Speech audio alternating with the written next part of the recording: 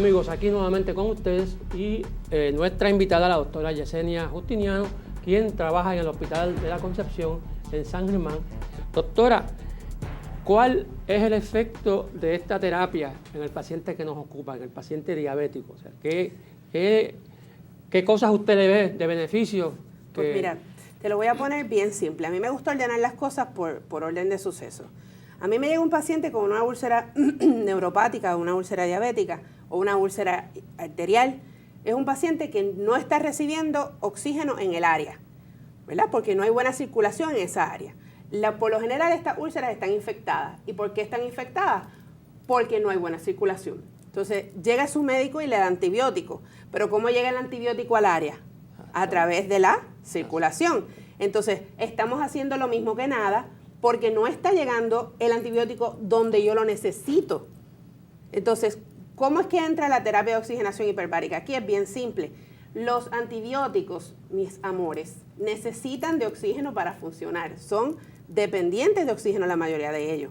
No tenemos oxígeno, el efecto del antibiótico no es el bueno. Entonces, comenzamos el tratamiento de oxigenación hiperbárica conjunto con antibióticos, conjunto probablemente con debridaciones también que se necesiten. Estamos claros en eso, ¿verdad?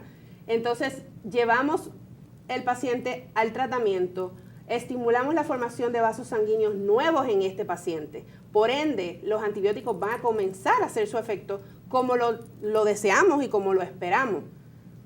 Así que esa es la cascada.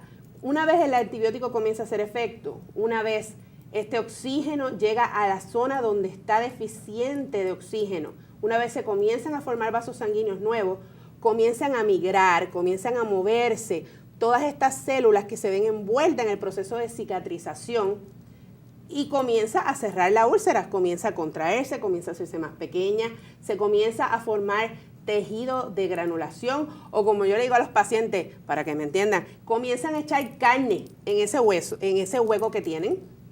¿Y eso lo hacen sin ninguna otra ayuda? ¿O ustedes usan los otros remedios que hay? Sí, una vez comienza el tratamiento de oxigenación hiperbárica, 3 veces por semana ese paciente se ve, 3 veces por semana se evalúa en lo personal, evalúa a ese paciente. Hacemos cambios en los dressings o los vendajes que estemos utilizando con él. Vendajes complicados, vendajes que envuelven bioingeniería, muchas veces se hacen implantes de piel, todo depende de la condición del paciente. Pero es increíble, es una amalgama grandísima y es un tema que podríamos estar hablando aquí media tarde de todas las cositas y todas las posibilidades que tenemos para nuestros pacientes.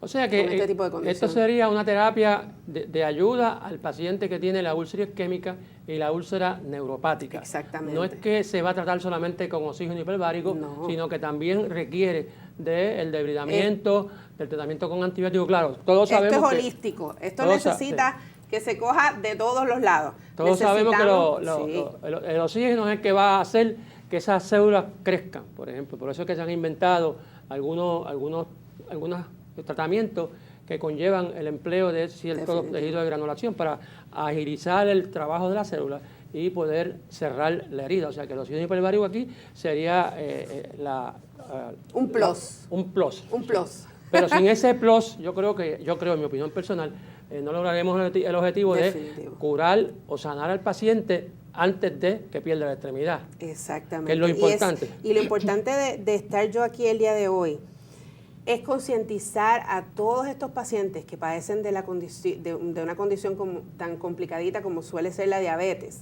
y que puede llevar y repercutir de tantas maneras en la vida y en la calidad de vida no solo del paciente, sino de los familiares también, que siempre se den una segunda oportunidad, que la amputación no es el tratamiento de elección, nunca, a menos que ya verdaderamente se hayan jugado todas las bases y ya no quede más opción. Mi idea el día de hoy es que el paciente que nos esté viendo el día de hoy se lleve este mensaje. Cuando te ofrezcan una amputación, busca verdaderamente si no tienes más opción, porque una vez que se amputa una extremidad, la calidad de vida del paciente no vuelve a ser jamás la misma. Entonces tenemos como médicos que buscar prevenir que eso suceda y no ver una amputación como el tratamiento de elección para un paciente con una úlcera infectada. Sí, la amputación definitivamente es un remedio ya, debe ser el remedio final cuando ya no podemos controlar la condición y tenemos que salvar la extremidad, porque muchas veces tenemos que amputar porque hay gangrena Ya seca. esos son otros 20 y ya ahí, pues, y se está viendo involucrada la vida del paciente. Ya el oxígeno hiperbárico no hace ningún trabajo porque eso ya es un tejido muerto. Eso es así. Eso es ya falta de riego, es un problema isquémico. Pero los pacientes que tienen úlceras neuropáticas y los pacientes que tienen úlceras isquémicas, entonces este es un tratamiento que nos ayuda a bajar la morbilidad de ese paciente, mejora la calidad de vida y por lo tanto la estima que ese paciente está perdiendo porque él piensa que le van a amputar la pierna y eso es un reto que siempre tiene el médico. Sí, muy triste. Bien difícil para nuestros pacientes. Nos mandaron con 2 piernas para que caminemos, si nos dejan con una, pues entonces ya no somos... Se complica la cosa. Se complica la cosa, sí. No podemos caminar... Para ellos y para los familiares. Claro, no se puede caminar en una sola pierna, a menos que usemos un bastón y una muleta. ¿Todos los pacientes diabéticos son candidatos a este tratamiento? Todos siempre y cuando caigan dentro de las cualificaciones. Por ejemplo, estamos hablando de una úlcera neuropática infectada que haya sido tratada adecuadamente por 30 días con antibióticos y que nos responda.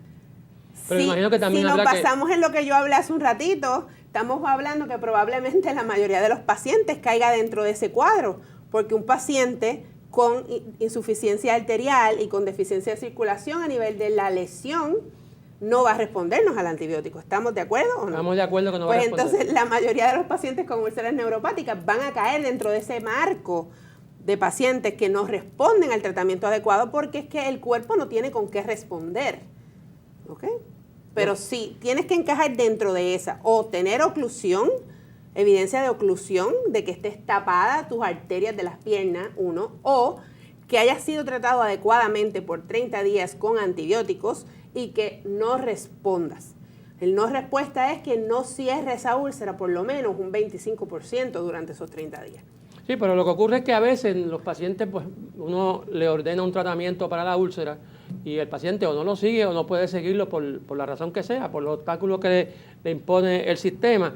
Y muchas veces cuando llega al momento de la decisión de darle oxígeno hiperbárico, pues ya está bastante avanzado. Ya, tristemente no podemos hacer muchas más cosas con ese paciente. Este proceso de la medicina hiperbárica lo cubren los planes médicos, me dijo usted. Sí, la mayoría de los planes médicos lo cubren para las condiciones que están aprobadas y dentro de esas condiciones es la que estamos hablando, úlceras arteriales o isquémicas y úlceras neuropáticas o úlceras diabéticas. Aquí estamos hablando básicamente de los pacientes que tienen Medicare porque la diabetes es una enfermedad de personas de la tercera edad, más de 60 años. Se sorprendería usted que yo he tenido muchos pacientes de 35 y 40 años con úlceras neuropáticas por el hecho de que dicen, yo estoy joven, eso no me pasa a mí.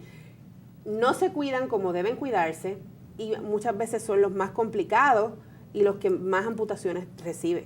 Porque la enfermedad, la diabetes acelera el proceso de arteriosclerosis y mientras más joven es la persona, más severas son las lesiones, no solamente en la circulación periférica, sino en el corazón, en el cerebro, etcétera. O sea que el ser joven, aunque el mundo nosotros nos creemos que es nuestro, el ser joven es un problema para cuando nos atacan estas enfermedades. Por ejemplo, el cáncer, pues ya el paciente se acelera el proceso en estas personas mientras más jóvenes son. Sí, así que esta medicina hiperbárica es el complemento que necesitamos nosotros los clínicos para el manejo de este paciente diabético con úlceras isquémicas o úlceras neuropáticas.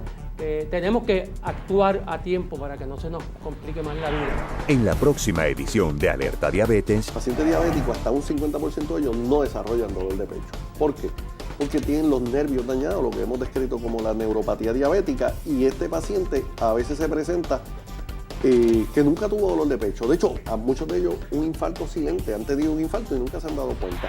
Alerta Diabetes, domingos 4 de la tarde por Teleisla. Alerta Diabetes está en internet. Conéctate a nuestros canales en bumbia.com y youtube.com. También puedes seguirnos en nuestra página educativa en Facebook. Entra y dale like. Amigos, hemos llegado al final de este programa. quiero agradecer a la doctora Yesenia Justiniano su presencia aquí. Gracias a usted por la invitación. De San Germán para acá, a hablarnos del programa que ellos tienen en el Hospital La Concepción en San Germán. Y nos agrada mucho que podamos contar con el recurso de ella. Hasta la próxima.